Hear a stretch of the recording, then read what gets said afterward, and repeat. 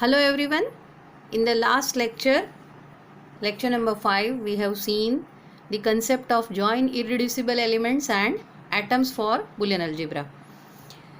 Let us now go ahead for the next concept, which is equally important and it has many applications, leading to many applications. So welcome to the 6th lecture in the series of Boolean algebra. Today we are going to see the concept of Boolean expression. So what is a Boolean expression?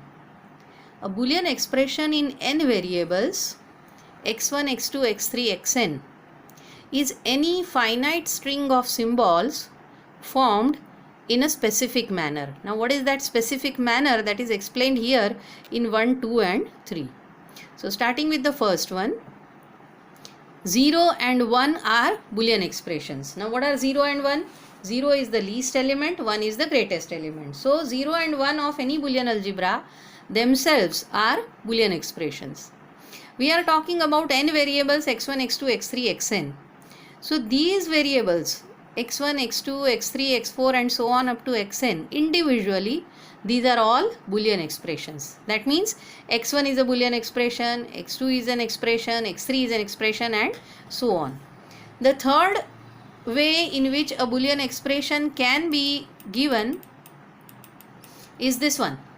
That if alpha 1 and alpha 2 are Boolean expressions, then their ring sum is also a Boolean expression. Their product, or you can say star, alpha 1 star alpha 2 is also a Boolean expression. Alpha 1 dash and alpha 2 dash, these are all Boolean expressions. So if you have two Boolean expressions, you can combine them using ring sum, star or complementation, and that becomes again a new Boolean expression.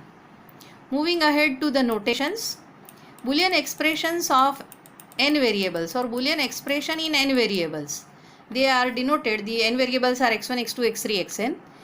They are denoted by the symbol alpha x1, x2, x3, xn. And here in place of alpha you may take beta, gamma, delta, etc. And these are all notations for Boolean expression. For example, I may take three variables and I may have an expression alpha x1, x2, x3 is equal to x1 star x2 ring sum x3. I may have another Boolean expression, say beta in x, y, z, three variables, and it is equal to x ring sum y dash ring sum y star z complement. So these are some examples which are explaining you what are basically Boolean expressions. Now let us see next what are equivalent Boolean expressions. Now two Boolean expressions alpha x1, x2, x3, xn and beta x1, x2, x3, xn, these are Boolean expressions in n variables, are said to be equivalent if one Boolean expression can be obtained from the other by a finite number of applications of the identities of a Boolean algebra. What are identities of a Boolean algebra? You remember the 10 properties that I gave you just after the definition of Boolean algebra? And these properties or identities, they start from idempotent property and they go up to De Morgan's laws. So I am referring to these identities. Once again, if alpha and beta are two Boolean expressions, they are said to be equivalent if any one expression can be obtained from the other by application of finite number of these identities. Then alpha and beta are called equivalent Boolean expressions. And now we have a very important concept, particularly for computer engineering students and other engineering students. We are now going to consider two important concepts, min term and max term, and sum of product and product of sum, or you may say SOP and POS form as they are popularly known. So let us see what is a min term first of all. A Boolean expression in n variables x1, x2, x3, xn consisting of the product of n terms in this form. What is that form? x1 raised to a1 star x2 raised to a2 star and so on, it goes up to xn raised to an, which can be written in short as star xi raised to ai I from 1 to n. This is just like the sigma notation that we use for summation. Here we are using the operation of star. That's why I am using a bigger star to represent this particular product. So it's a product of n terms. And what are the terms? The terms are of this type. Now what are these A1, A2, A3, An, or in short what are these AI? So these AI are taking two values only, either 0 or 1. Now if xi raised to 0, that means if ai is 0, then xi raised to 0 stands for xi dash. And if ai is 1, then xi raised to 1 stands for xi itself. For all I equal to 1, 2, 3, 4 up to n.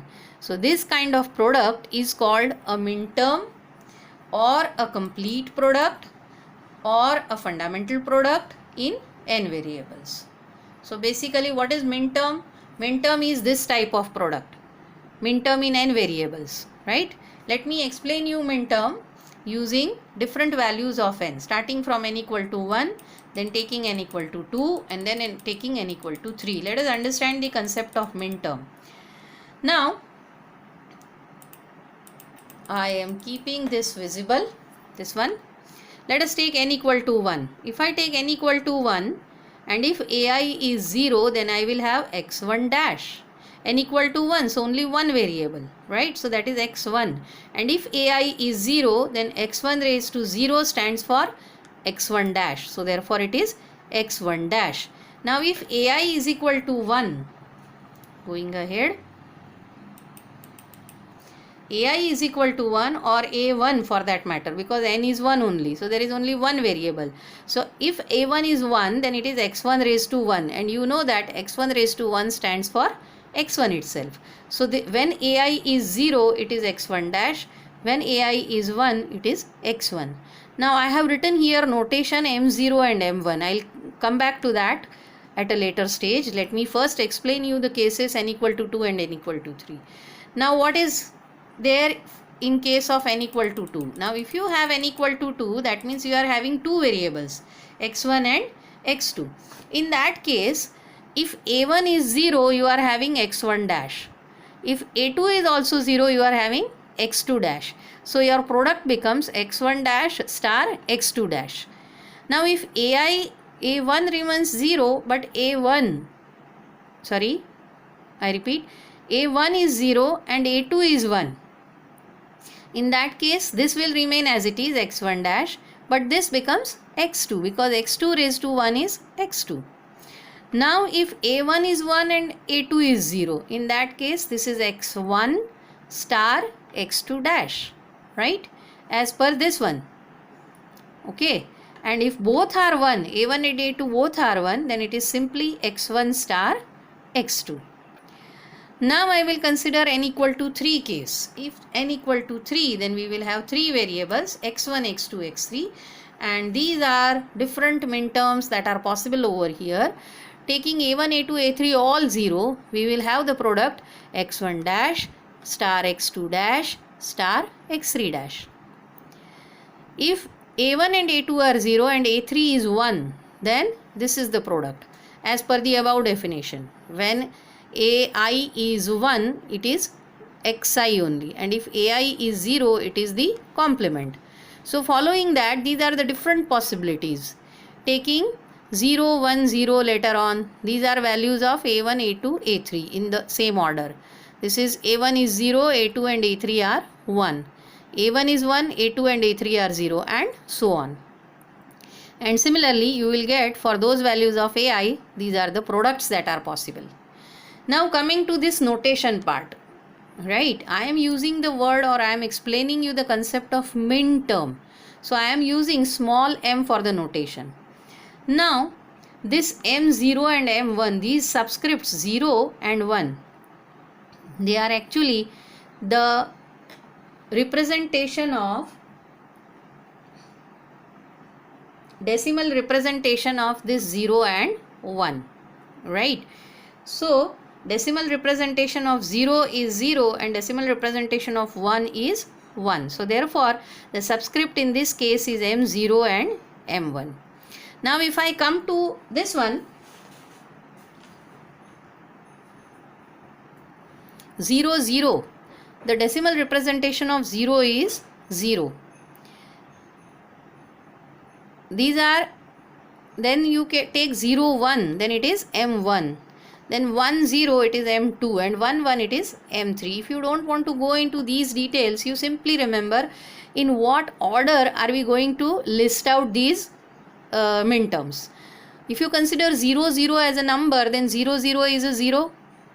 0 1 has value 1 if you consider it as a number, 2-digit number. 1 0 is 10 and 1 1 is 11. So I am writing these numbers in ascending order, right? Starting from the smallest one, 0, then 1, then 10, and then 11. Same is here, 0 and then 1, smallest to biggest. In case of n equal to 3 also, I have followed the same pattern. 0, I have to consider here this as a 3-digit number. Then this is 0, this is 1, this is 10, this is 11, this is 100, 101, 110, 111. So if I write these minterms in this particular order, in this particular fashion, then it is very easy to note them or give notation to them. So in that case, for n equal to 3, though I have not written it, you can understand this is M0, M1, M2, M3, M4, M5, M6 and M7. Mind you, n is equal to 3 will have 8 expressions or 8 different minterms, but since we are starting from 0, it will end up at 7. So these are M0 to M7, right?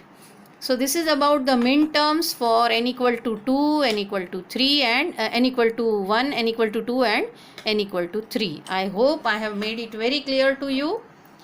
Now there is a result which is very important in connection to minterms. Here I have explained you the way in which I have explained the different notations. A particular minterm is denoted by Mj, where j is the decimal representation of AIs. These are the values of AIs. And this is with example this is explained, though I have already explained you for the cases 1, 2 and 3. So this you can match later on. I will now move ahead to an important result regarding minterms, and this result is giving you 3 different results which are proved here.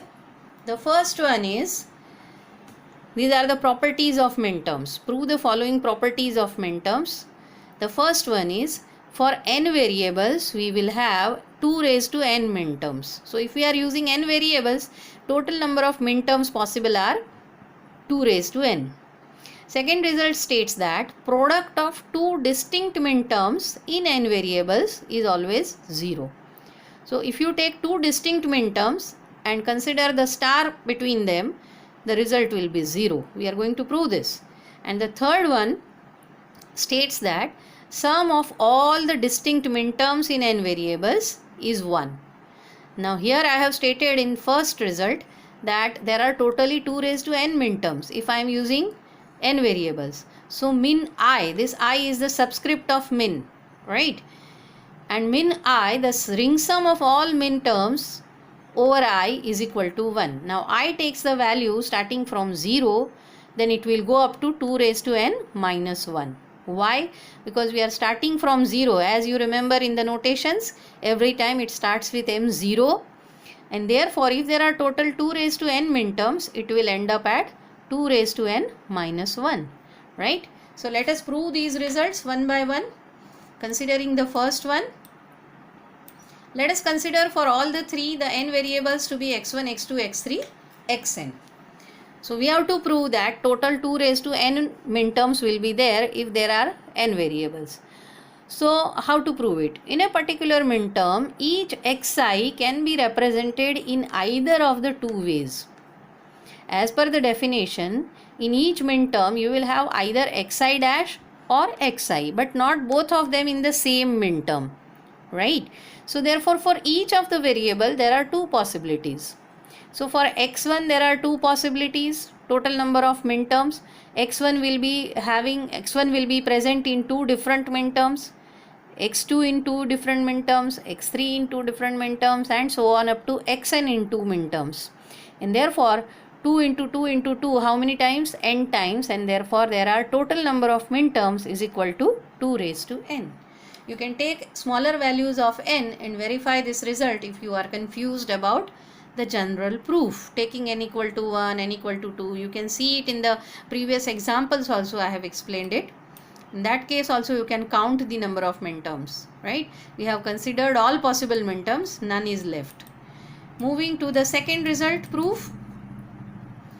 In the second result, we have to consider, let us consider n variables x1, x2, x3, xn, and we consider two different minterms. We are considering two distinct minterms. So x1 raised to a1, x2 raised to a2, star x3 raised to a3, and so on, star xn raised to an is one minterm, and x1 raised to b1, star x2 raised to b2, star x3 raised to b3, and so on up to xn raised to bn is another minterm. These are two distinct minterms, and these are two distinct minterms in given n variables. And what are the powers ai and bi? Ai and bi will either take the value 0 or 1 for all values of I equal to 1, 2, 3, 4 up to n. This is nothing but as per the definition of minterm. Now we have to prove that the product of these two minterms will be 0. So let us consider there exists one element xj in the first minterm. So if xj belongs to the first minterm, then its complement will not be present in the first minterm, obviously. So let us consider xj in the first minterm. So whose complement xj dash will be in the second minterm. So therefore, if we now consider their product of the above two distinct minterms, it will be x1 raised to a1, star x1 raised to b1, x2 raised to a2, star x2 raised to b2, star x3 raised to a3, star x3 raised to b3, and so on. When it comes to the jth one, it is xj star xj dash. And then moving ahead to the next one, it goes up to xn raised to an, star xn raised to bn. Now if you consider this particular portion in this particular product, it gives you 0. All others are as it is. I have kept all others as it is. In that a1, b1, a2, b2, the values of a1, b1, a2, b2 are not known to us. They are either 0 or 1. But here it is clear xj and xj dash. As per the definition of star, xj star xj dash will always be equal to 0, or you can say the star operation between the two complements will give you the least element, and that's why this is 0.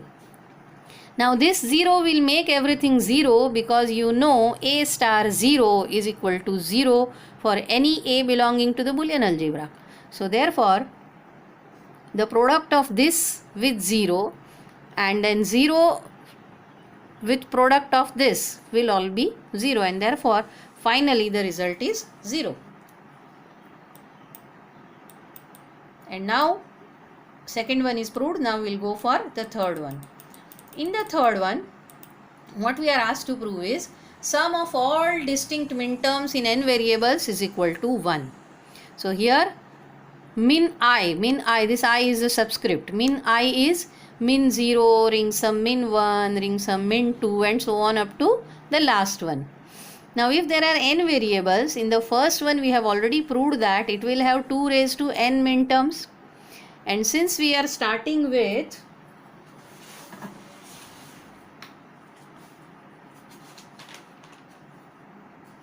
we have to start with I equal to 0 here. Please rectify this. This has to start with I equal to 0. If we start with I equal to 0, it will go up to 2 raised to n minus 1. Why? Because it is having total 2 raised to n minterms. We have proved it in first result. So what we have to prove here is the ring sum of all these minterms is equal to 1. And this result we will prove by mathematical induction. Make the rectification here. It should be I equal to 0 here. Now first consider, as per mathematical induction, if we have to prove this result, we will first see that if n is equal to 1, that means if there is only one variable, then the sum has to be 1. So if n is equal to 1, the minterms are x1 dash and x1. Take their ring sum. As per the complement and ring sum relation, the ring sum of any element with its complement gives you 1. So therefore x1 dash ring sum x1 is 1. So this proves that the result is true for n equal to 1. Now if it is true for n equal to 1, let us assume that the result is true for n equal to k. Now here there is one more rectification. If you are taking n equal to k, that means you are taking k variables. So what we are assuming to be true, min I is suffix here. For I equal to 0, to this has to be 2 raised to k minus 1, because you know if there are k variables, total number of min terms will be 2 raised to k min terms, and if you are starting from 0, this has to go up to 2 raised to k minus 1. So therefore this ring sum will be min I from 0 to rectify over here, in place of k you will have 2 raised to k minus 1, and the sum of this will be equal to 1. That is our assumption.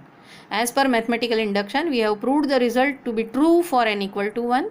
Now we are assuming the result to be true for n equal to k. And what is the result for n equal to k? Ring sum I equal to 0 to here you have to write 2 raised to k minus 1. Min I is equal to 1. Where min I is nothing but the mi's. Okay, and each min I contains k variables. And using this we will now prove that the result is true for k plus 1. So if I just elaborate this part, I am writing this in an elaborate manner. This ring sum is just like the summation symbol, ring sum of these many min terms. So taking different values of I, it will be min 0, ring sum min 1, ring sum min 2, and so on. Ring sum min 2 raised to k minus 1, and this whole sum has value 1. Now instead of min we are using small m as notation, if you remember, right? So let us write it in terms of that notation. If we write it in terms of that notation, we have here m0 ring sum m1, ring sum m2, ring sum m3, ring sum m2 raised to k minus 1, and this sum has value 1. This is our assumption for k variables. And here it is explained for this result 1. If there are k variables, then according to the first result that we have proved in this theorem, there will be 2 raised to k minus 1 min terms. Why 2 raised to k minus 1? Because we are starting from 0. From 1, in the result 1, that is, I am referring to this one. Now operate by star 1 on both the sides. That means left hand side star 1, just like here, and right hand side star 1. Right hand side is 1, so 1 star 1. So this is the left hand side, star 1 is equal to 1 star 1. Now this 1 star 1 is 1. Okay. And in the left hand side, this 1 I want to replace it by xk plus 1 ring sum xk plus 1 dash. Because these two are complements of each other and their ring sum is equal to 1. And I want to prove the result for k plus 1 variable. So this is the way I will insert the k plus 1th variable. So this 1 will be replaced by this particular ring sum on the left hand side. So as a result, what do we get is this. You see that I have replaced this one by xk plus 1 ring sum xk plus 1 dash. Rest is all as it is. A 1 star 1 is 1, so right side is 1, and this I have just repeated over here like that. With that I have taken the star of, or the star product of this particular sum. Now we apply the distributive property and open these two brackets, applying the star operation. So what I do is this m0 star xk plus 1, then ring sum m1 star xk plus 1, ring sum m2 star xk plus 1, and so on till the last one that I will do first. So you can see that I have done the same thing. m0 star xk plus 1, ring sum m1 star xk plus 1, ring sum m2 star xk plus 1, and so on. It will go up to m2k minus 1 star xk plus 1. Now we will consider the product with xk plus 1 dash of all these. So it will be ring sum m0 star xk plus 1 dash. I have written it over here. Ring sum m1 star xk plus 1 dash, and so on up to m2 and so on. The last one m2 raised to k minus 1 star xk plus 1 dash, and that is equal to 1. Now if you count these brackets, it starts from 0, it goes up to 2 raised to k minus 1. That means these are total 2 raised to k brackets. Now in the second part, when you have considered the product with xk plus 1 dash everywhere, how many brackets are there? Starting from 0, 1, 2, it goes up to 2 raised to k minus 1. So it means that here also you are having total 2 raised to k brackets. So 2 raised to k brackets over here, 2 raised to k brackets over here. And that's why if we denote all of these by capital M, just for the sake of notation, m0, m1, m2 and so on, how many total number of brackets are there? They are 2 raised to k plus 1 minus 1. Why minus 1? Because we are starting from 0. So if you are starting from 0, you will have 1 less. So total number of brackets will be 2 raised to k plus 1 minus 1. And each of these brackets are given this notation just to understand, just for the sake of understanding. So it is m0 ring sum m1 ring sum m2, it will go up to 2 raised to k plus 1 minus 1, and that is equal to 1. So basically this proves that each bracket, because there are total these many products or brackets, that I have already explained. So this proves that this product is equal to 1. So how many are taken here? Total 2 raised to k plus 1 are taken, right? So we are proving the result for k plus 1. So here total number of variables is k plus 1 and total number of min terms is 2 raised to k plus 1 minus 1. So basically we are proving that I equal to 0 to 2 raised to k plus 1 minus 1, min I, ring sum of this, is equal to 1. And hence what we are proving, the result is true for k plus 1 variable. So what we have proved here finally, by the principle of mathematical induction, the result is true for every n belonging to capital N. So here I finish my class for today, where I have explained you what are Boolean expressions, what are equivalent Boolean expressions, what are the different notations that are used. Then what is the concept of min term? It is nothing but the product of a specific type in n variables. Taking different examples for n like 1, 2 and 3, I have explained the notations for min terms. And then we have considered an important result which proves 3 important results to understand and remember. And that is all for today. Go through this video lecture, try to understand the concept, and if you have any queries, you are most welcome to ask the queries. I will be very happy to solve your doubts. Thank you. Happy learning.